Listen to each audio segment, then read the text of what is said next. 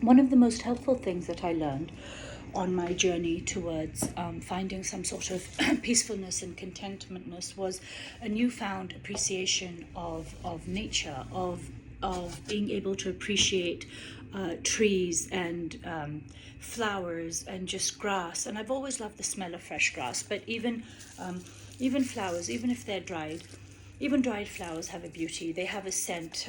Fresh flowers are their own beauty. Dried flowers have their own beauty. Even when they're wilting like this, isn't this gorgeous? Isn't this beautiful? And I slowly, I think I've always appreciated a beauty in this form, but I learned to appreciate it even more, and I learned to acknowledge the depth of how gorgeous all these things are, and that nothing lasts. The thing is, nothing does last. The only guarantee we have in life is that of change. Nothing lasts.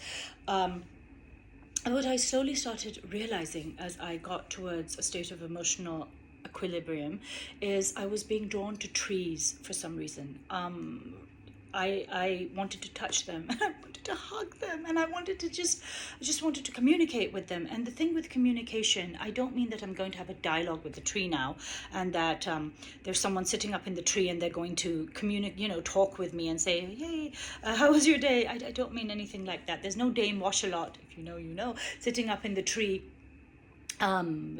But what I did start doing was I always now, when I'm passing by a tree, I don't just pass by it, I touch it also and I say thank you. Now the tree does not have to say thank you back to me, but for me, an expression of gratitude is something that I've found so much peace in. Gratitude for everything, even inanimate objects. Even, for instance, here's this little container for milk. This is so beautiful, and even if it wasn't, I would still find something of beauty in it. But for me, it holds the milk, it holds something which I use. And for me, that in itself is beautiful. So even though it's an inanimate object, there's still some energy I feel to it. Someone made it, someone fashioned it, and it now exists in the world, and I use it. And so I'm always like, oh, you're so lovely. Thank you so much. Thank you for coming into my day and giving me a little bit of beauty, because it's that little bit of beauty that ignites some sort of peace, some sort of equilibrium within me. And so so the thing is, I am a big believer in taking photographs, and I live in a world now where taking photographs through our technology is so much easier. Photographs for me are there, for the analogy I give myself is that when you go to a bank and you deposit money, or then you take out money, and then you go out in the world and you have something more to spend and you're a little happier for it, per se, you're able to pay a bill, or you're able to buy yourself some flowers, you go to the bank and that's your financial deposit. And the thing with photographs is that they are your memory deposit. I consider them my memory deposit, which is I take photographs of certain moments, of certain things, and then when I'm scrolling through things, I come across them, and sometimes I've even forgotten that I took those pictures, and then they trigger this burst of happiness for me, this happy memory, this memory that I deposited into the emotional bank, or the photography bank, via this photograph. And now this photograph has ignited something in me emotionally, some state of happiness or some state of wonder or awe, a memory that makes me feel happy and at peace. And that's how I think of photographs. So when people tell me, oh, you take so many photographs, I'm like, yes, they're part of my happiness bank, to put it, my peace, my contentment, my happiness bank. I like taking photographs. I like taking photographs of everything that I find beautiful, or that makes me feel a sense of contentment. I don't think photographs are wasted at all, ever. So the same thing with, I realized with trees, is that I used to be a person who would pass by trees. Then I became a person, and it just happened organically. I didn't think that today I'm going to stop and touch a tree. I felt compelled suddenly one day to touch a tree, and then to hug a tree, or now if I can't hug it, some trees are so big. If you've seen a banyan tree, most of us cannot get our hands all around it, or even a peepal tree, depending on its size. But I now put my hands on trees when I'm passing by, and I just say thank you for the shade you provide, the beauty you provide. And I do this with everything. I do this with lots of inanimate objects also, like I just did with this lovely little thing.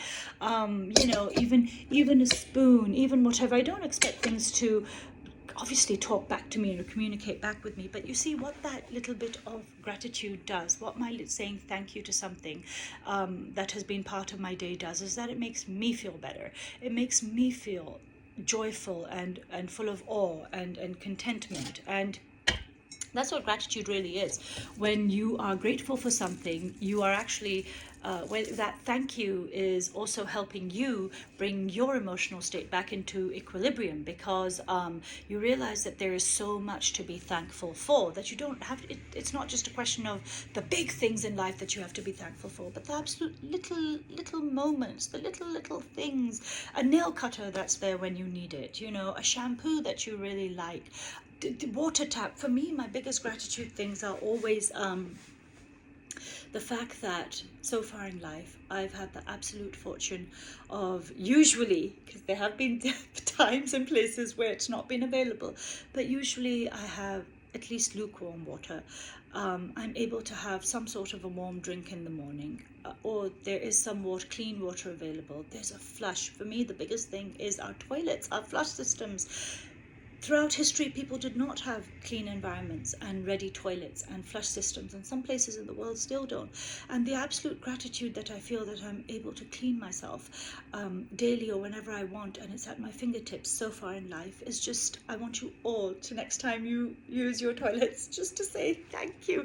Thank you to the engineers who built it. Thank you to the the tiles, the porcelain, the whatever used in to fashion these places, everything.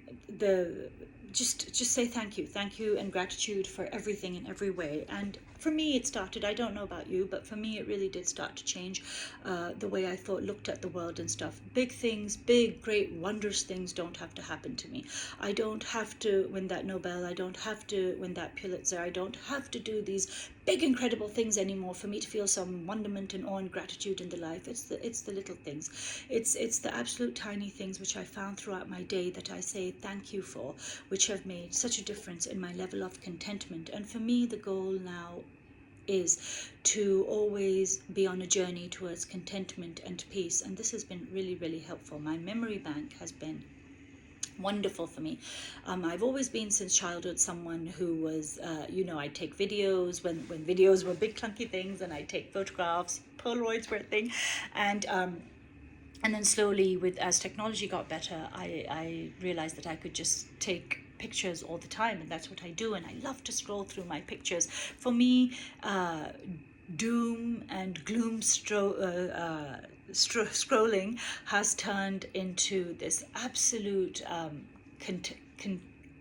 contentment strolling via content in my photograph bank. And I just love scrolling through things and rediscovering moments and vacations, or being in places, or just being, I take pictures of libraries. I love libraries, or little roadsides and things I see, and I just love being reminded of those moments where I felt so much at peace.